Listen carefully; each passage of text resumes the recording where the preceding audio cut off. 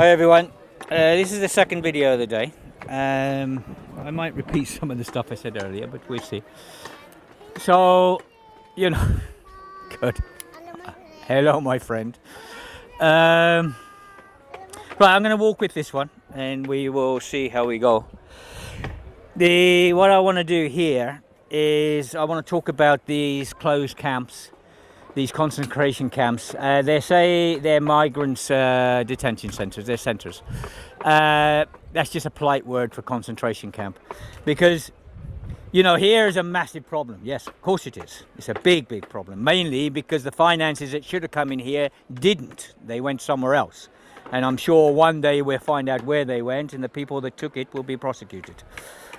Because I'm pretty sure, and I really hope, that the crimes that have been committed over the last 5 years regarding pushbacks and things like this for all governments involved, the people that have caused this, they need to be tried in a court of law. The Nuremberg trials happened after the Second World War, and I'm hoping when all this is over with that there are politicians all over Europe that are taken to court for their abuses towards humanity. These closed camps they want to build now basically are concentration camps. The people, they are suffering. A lot of people here are running from war, and a lot of them, 80% of them, are war refugees. And to put them in locked camps and take their only lifeline to their family away from them, which will be their phones and their communication, and to stop anyone having any contact with them and anyone reporting on them. This is a concentration camp, and this has to stop. And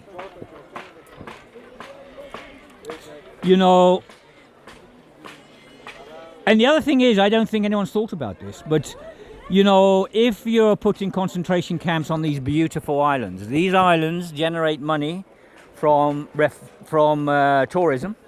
Okay, the refugee problem in the last 5 years has been a major problem for parts of the island, not all the islands. You have the west coast of Lesbos is really suffering because they don't have the NGOs spending money. They don't have all their hotels full all year round and everything else. So they do suffer along there. But there's a lot of money has come in and which is helping a lot of businesses and everything else. But if you lock down camps and everything else, the local people will not be able to earn any money.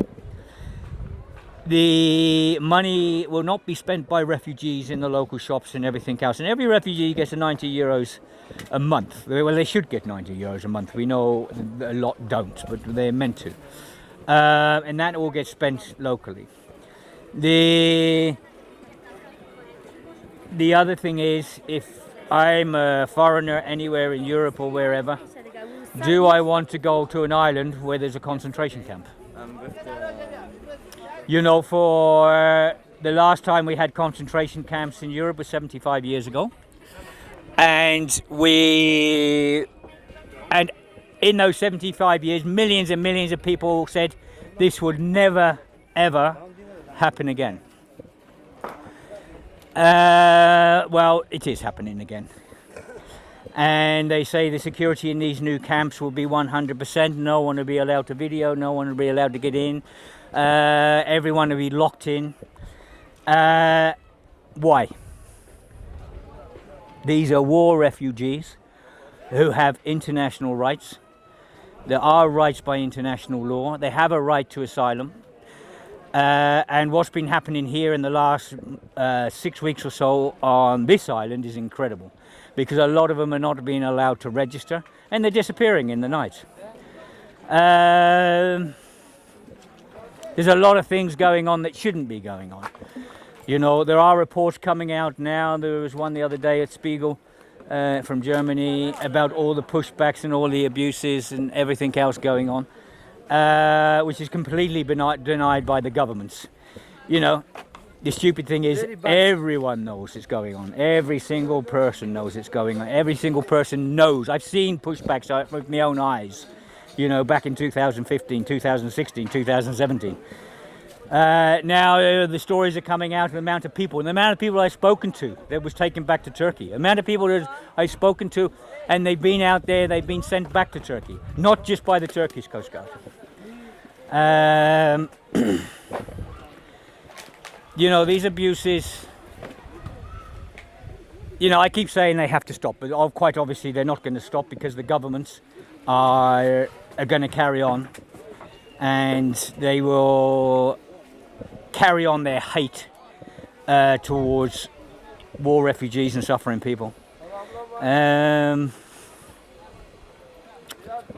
don't know. I really don't know. It's beyond me, this hate coming out. Why? I don't know. Are these people, are these new politicians in the last few years we're getting in Europe, are they just hateful people? Or are they very devious people and they know where the money's to be made on putting up booms and drones for 22 billion and everything else, and putting in camps for 80 million. 80 million for a bloody camp is just unbelievable. You know, but the point is, there's only a few people that decide these decisions. And I am 100% sure the hate towards foreign NGOs is to distract the local people against what's happening with all the money and where it's going. I am disgusted that the European Commission and the European Parliament and the people that run these institutions have not followed the money up in the last 5 years. I am disgusted these people have actually given money and not looked into it. You know, and I'm disgusted all the money that they've been giving to these people, and all the money they're going to give to these people is taxpayers' money from Europe. From everyone, every person working in Europe, you're paying taxes, and that is going in by the billions for this.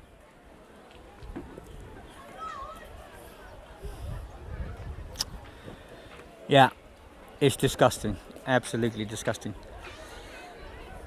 So, you know, the tourism, once these camps go up, I know the tourism will go down. I know the finances will go down in the towns like Mytilene and places like this on this island. And I presume exactly the same on the other islands, because they won't, the taxi drivers won't have their business, the hotels won't have their business, they will have to close 7 months a year again, the shops won't have their business. So, you know, I don't know how humanity deals with this hate and this business side of this. Is incredible, because it is the business that is making this. It's the business that is doing the suffering, because it's not, the money's not coming in here, quite obviously. Because, as I said, all this is done by foreign NGOs who are blamed for everything, but they're giving something. They're giving clothes, they're giving medicals. Morning, how you doing? So, what do we do? I don't know. I really don't know. I know one thing. What's going on has to stop. This hate towards humanity has to stop. This hate towards women and children have to stop. This putting women 2 days old into hospital, children 2 days old coming out of hospital, and into these disgusting areas, these tents and stuff. Hey, hello. Here now there's 20,000 people plus. That's what we're saying. The actual abuses on everyone is incredible. You know, the UNHCR has a lot to answer for. They put out a statement last week about how horrific the conditions are. But they were meant to be responsible from the beginning. The thing is with the UNHCR, they try to rule everyone and do everything until something goes wrong, and then they're only observers. And they take in a massive chunk of money as well. So, you know, they are very complicit in this whole affair.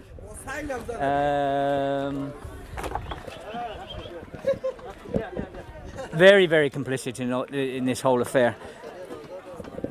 So they have a lot to answer for. You know, it's taken them 5 years to put a statement out, a big statement that it means something. There are other factors here. We have other NGOs here that have been given control, and mainly due to finances.